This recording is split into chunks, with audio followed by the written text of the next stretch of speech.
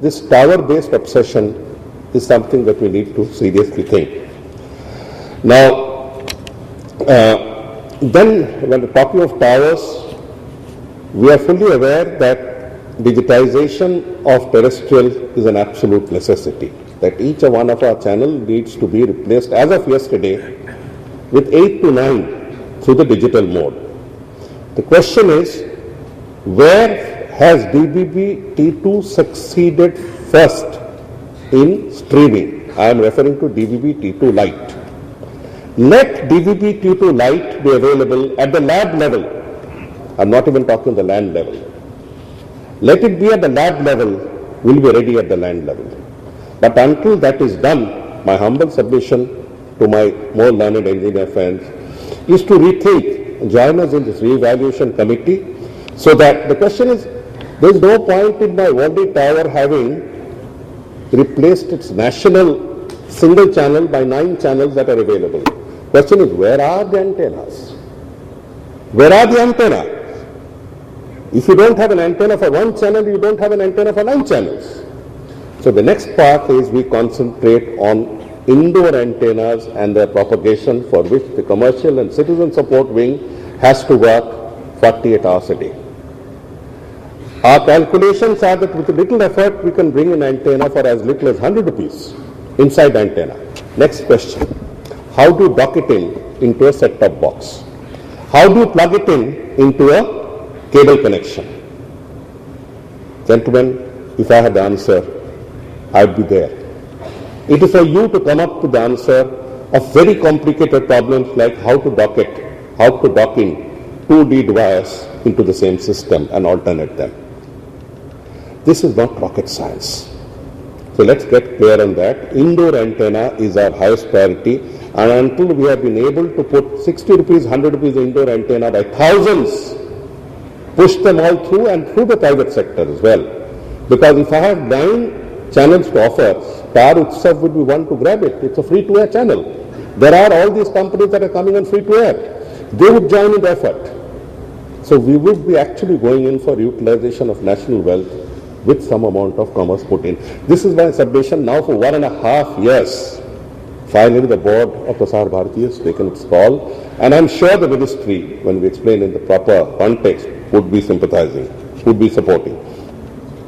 The next question is, why a public service broadcast? I don't want to get into that, but my heart broke when I saw northeastern boys being pushed into railway carriages on this light, on a provocation made maliciously by one social media news. It means that there are hundreds and thousands of people from Northeast in South India, or South Indians, or whichever state they come from, in the Northeast, in Bengal, in Bihar. And one thing they want to hear is their own language. We are the only ones who have 415, I've stopped counting how many radio stations. You guys go on increasing it. 415 or 16 radio stations, out of which ethnic language service, we are the only providers.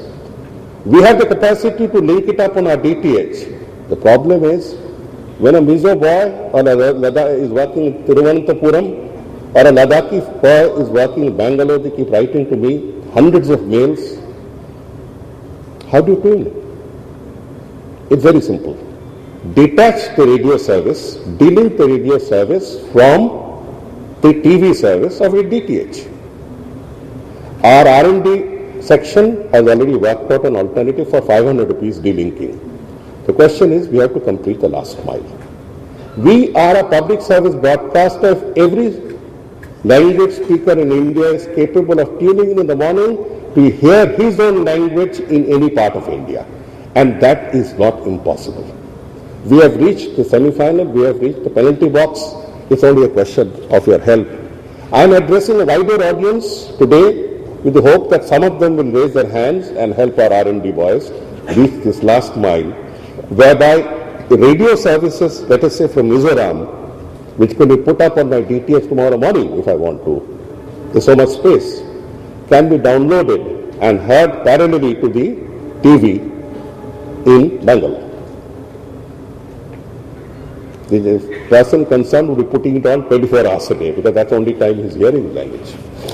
Having said that, on our emphasis of the board has been now been to put up this re-evaluation committee before we take the next step, to be emphasizing on medium wave rather than, emphasizing on FM rather than medium wave and DRM, to be emphasizing on antennas, indoor antennas should be $1 at the most, indoor antennas, and link them in so that the popularity of terrestrial transmission is reintroduced once again, after which digital terrestrial comes into play, not before that. We don't have a game plan. We can't have a game plan unless there are receivers. And finally, DTH. 97 is our target by March, maximum April. The supplier is saying that he will be doing it not before August. We'll attend to these issues. If we can have 97 channels by April, it is a very big breakthrough. And the type of additional radio services that I'm talking about and putting on DTH will make a world of a change. My appeal to you, gentlemen and ladies, is to kindly go over these pleas, these submissions, these desires, to see how we can work together hand in hand. It does not matter which vendor, which manufacturer has what equipment. We are open. We are Catholic in these matters. We are open to every technology as long as it helps the cause of public service broadcasting in India. Thank you very much.